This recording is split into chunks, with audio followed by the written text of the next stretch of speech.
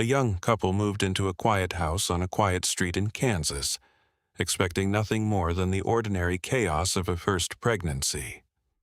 Within a year, the husband would be found with claw marks raked across his stomach, and the wife would be buying gifts for something that was not their child. This is the story of the house on North 2nd Street, the house they call the most haunted in America. Before we begin, subscribe to help uncover the stories they tried to bury and make sure no name stays forgotten. Atchison, Kansas, sits on a bend of the Missouri River, a town of brick streets and Victorian gables, better known to most Americans as the birthplace of Amelia Earhart. It is the kind of place where nothing seems to happen, where the loudest sound most nights is a train whistle drifting across the water. But tucked into a residential block on North 2nd Street stands a modest 1.5-story house, white with blue trim, small enough to walk past without a second glance. Locals will tell you not to. The house was raised sometime between 1867 and 1871 by a settler named Michael Finney. He did not live long inside its walls. He died there only a year after it was finished, in 1872. His son, Charles Finney, one of the only physicians serving the growing frontier town, inherited both the house and the responsibility of caring for Atchison's sick. In an era before Atchison had a hospital, a doctor's front parlor was the only operating room many townspeople would ever see. Dr. Finney's family lived upstairs. Downstairs, the front room became an examination table, a pharmacy, and, when there was no other choice, a surgery. It is here that the legend begins. The legend, because to this day no one has ever found a birth certificate, a death certificate, or a census record to confirm that any of it actually happened. The story goes that sometime around the turn of the century, a mother arrived at the Finney house half carrying her 6-year-old daughter, a girl named Sallie. The child was doubled over, feverish, screaming. Dr. Finney suspected appendicitis, and he understood the arithmetic of the situation. If the appendix ruptured, the girl would die within hours. There was no time to wait for a hospital that did not exist. He laid her on the table. He began to cut before the anesthesia had fully taken hold. The girl's screams filled the house, and then, all at once, they stopped. Whether Sallie Finney, or Sallie anyone, ever truly lived or died in that house remains, more than a century later, entirely unproven. Some local historians believe the story was invented decades later, a piece of civic folklore dressed up to draw tourists to a struggling river town. Others insist the silence in the record is exactly what you would expect from a poor family's death in 1900s rural Kansas, where record-keeping was inconsistent, and a child's death from a botched surgery was not the kind of thing a family advertised.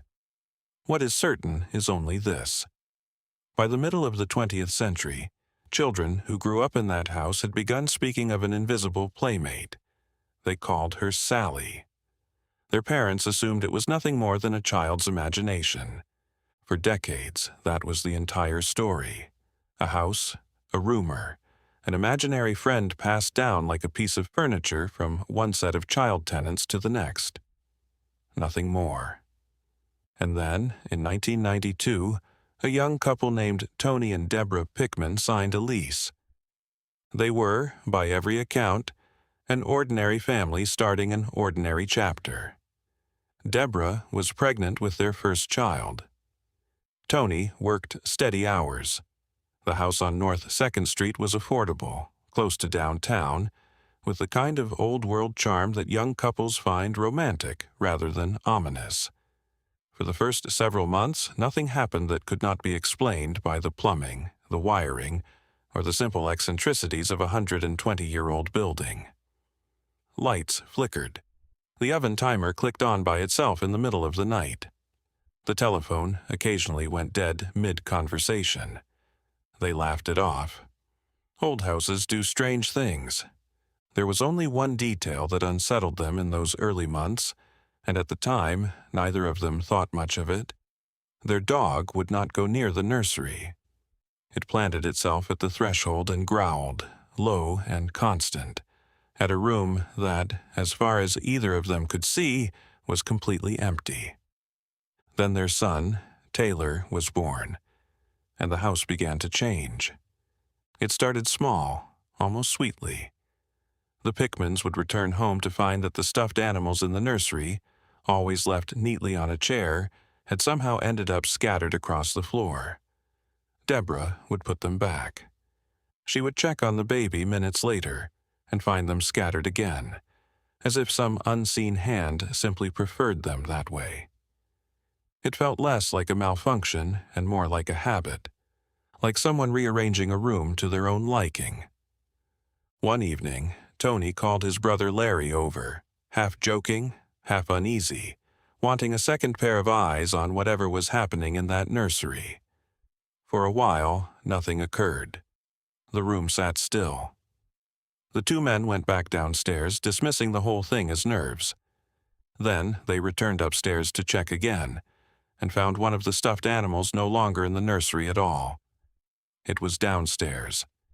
It had somehow traveled through a closed door, down a staircase, and come to rest facing the opposite direction from how it had been placed. No one had touched it. No one could explain how it had moved. That night, the family left the house and stayed with Larry. It was the first time they had ever been afraid to sleep under their own roof. It would not be the last. Word of the strange occurrences reached an out-of-state psychic through Larry's connections, a woman who claimed she could sense a presence in the home without ever having set foot inside it. She told the family what the old rumors already suggested.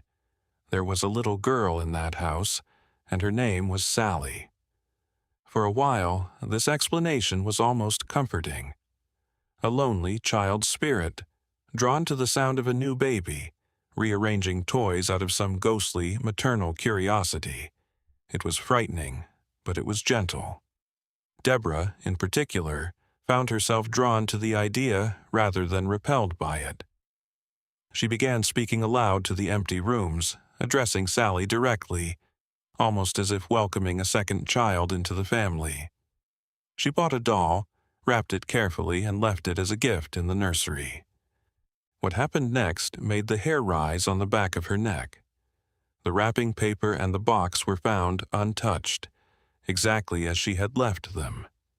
But the doll itself, still inside its sealed packaging when she checked it, was later discovered lying in baby Taylor's crib, unwrapped, as though it had simply passed through the cardboard and plastic to get there. Debra did not run. She adjusted. She began to think of Sallie not as an intruder, but as something closer to family, a small, sad presence she could mother, alongside her own son. She would come to regret how quickly she made that decision, because whatever was sharing that house with the Pickmans was not finished revealing itself. And what came next made it clear that Sallie, if she existed at all, was not alone. The attacks began on Tony. He woke one morning with deep, parallel scratches raked across his stomach. 3 lines, evenly spaced, the unmistakable geometry of claws or fingernails. There had been no argument the night before. Debra had not touched him. He had simply gone to sleep in his own bed and woken up wounded, the sheets around him undisturbed, the bedroom door still locked from the inside. He told himself it was a fluke, a reaction to something, an accident he could not remember. But the scratches returned, deeper, angrier, appearing in 3s across his chest, his back, his arms, always while he slept, always without a witness, always without an explanation that held up under daylight. Burns began to appear alongside them, small circular marks that looked disturbingly like the tip of a lit cigarette had been pressed against his skin, though no one in the house smoked. The pattern, once the family began paying attention, was impossible to ignore. Whatever was attacking Tony seemed to have no interest in Debra.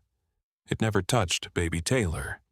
It reserved its violence almost exclusively for the adult man in the house, and the intensity of the attacks only grew the longer they stayed. If Sallie truly was a frightened 6-year-old girl who had died screaming under a doctor's blade, some who studied the case would later wonder whether her fear of men, of doctors, of adult hands pressing her down onto a table had calcified into something closer to rage. But others in the house were not convinced Sallie was the one doing the scratching at all. They began to suspect that the little girl's ghost, if she was there, might not be the only thing living in that house. Something else moved in the basement, colder and far less playful, and some who spent time there came to believe that this second presence had simply been using the story of a sad little girl as a kind of camouflage, a soft, sympathetic face for something considerably darker underneath. The Pickmans brought in help. Paranormal investigators, clergy, and self-described demonologists cycled through the house over the following months, and their accounts, while not identical, converged on a handful of consistent, unsettling details. Objects moved without contact. Disembodied voices were captured on tape, low and guttural, in tones that did not match the register of a child. Candles left burning in one part of the house would later be found extinguished, their wicks bearing what looked like scorched fingerprint impressions, as though something had reached in and pinched out the flame with its bare hand. Investigators who prayed aloud in certain rooms reported the temperature dropping sharply, and several described a feeling of being watched with an intelligence that felt neither childlike nor confused, but patient, deliberate. It was this detail, the sense of patience, of calculation, that worried the demonologists most. A grieving child's spirit, they argued, behaves erratically, emotionally, without strategy. What was happening in the Pickman house behaved like something that understood exactly what it was doing, and exactly how to keep a family off balance long enough to wear them down. By the time the family finally made the decision to leave for good, Tony's scars had become a near-permanent feature of his body, and Debra had grown so unsettled by her own attachment to the entity she had once welcomed as a surrogate daughter that she began to question her own judgment. She would later write that she felt as though something in that house had been testing her, offering her comfort with one hand while it tore her husband apart with the other, watching to see how long she would keep choosing the comfort. They packed what they could and left North 2nd Street behind, becoming, almost overnight, the most talked-about former residence in Atchison's history. The house did not sit quiet for long. Word of the Pickmans' experience spread first through local gossip, then through regional news coverage, and eventually into national paranormal television. Documentary crews, television specials, and true crime and horror programs all found their way to the same unassuming White House with blue trim. Investigators who stayed overnight in the decades since have reported a strikingly consistent range of phenomena. Toys moving in the upstairs nursery, small handprints appearing on mirrors and glass, disembodied footsteps on the stairs, and, most consistently of all, inexplicable scratches appearing on male visitors, almost never on women. The nickname stuck before anyone could stop it. Investigators began calling her, only half-jokingly, the man-hating ghost. It was a nickname that made for good television, but it also flattened a far stranger and more disturbing pattern into something almost comedic. Because for every investigator who left the Sallie House with nothing more than a good story to tell, there was another who left with a chest full of scratches they could not explain, and a certainty that whatever they had encountered in that basement had chosen its victim before they ever crossed the threshold. Skeptics have never been silent on the subject. Extensive searches of Atchison's medical records, death certificates, and census documents from the era have failed to turn up a single confirmed trace of a girl named Sallie, who died of appendicitis in that house, or anywhere in the town, in the time frame the legend describes. No death certificate, no burial record, no family matching the story's description. Some historians now believe the name and the tragedy were invented decades after the fact, possibly by a local official looking to give the town's ghost stories a marketable face. If that is true, then the strange, aggressive, unmistakably real phenomena reported by the Pickmans and everyone who followed them were never haunting the memory of a real child at all. They were, and perhaps still are, haunting something with no name, no biography, and no explanation anyone has ever been able to prove. Debra Pickman would go on to write a memoir about the family's time in the house, describing the experience not as a haunted house story, but as something closer to a slow, deliberate psychological siege, one that used a lonely child's face to lower her guard long enough to hurt the person she loved most. Tony's scars, some claim, never fully faded. The dog that once refused to enter the nursery, according to family recollections, never set foot upstairs again for as long as they lived in that house. Today, the Sallie House stands empty of permanent residents, but never truly empty. It has been converted into a paranormal tourism site, its rooms rented out by the night to investigators, thrill-seekers, and the simply curious, who pay for the privilege of sleeping in the same rooms where a family once fled in the middle of the night. Most visitors leave with nothing more than a story and a slightly faster heartbeat. A smaller number leave with scratches they cannot explain, adding their names to a list of the unconvinced turned believers that stretches back more than 30 years. No one has ever proven who or what lives in that house. No one has ever definitively identified a real girl named Sallie, and no one has ever fully explained why, out of everyone who has ever spent a night behind that unremarkable white door, it is so overwhelmingly the men who leave marked. Perhaps that is the most unsettling part of the Sallie House. Not the scratches, not the scorched candle wicks, not even the doll that passed through sealed cardboard to reach a sleeping infant. It is the possibility that an entire town, an entire nation of ghost hunters, has spent 30 years mourning and fearing a child who may never have existed, while whatever actually lives in that basement watches, patient as ever, letting a little girl's name do all its work for it. If a house can wear a mask for over a century, and if grief itself can be manufactured to hide something that feels nothing like grief at all, then the real question was never who Sallie was.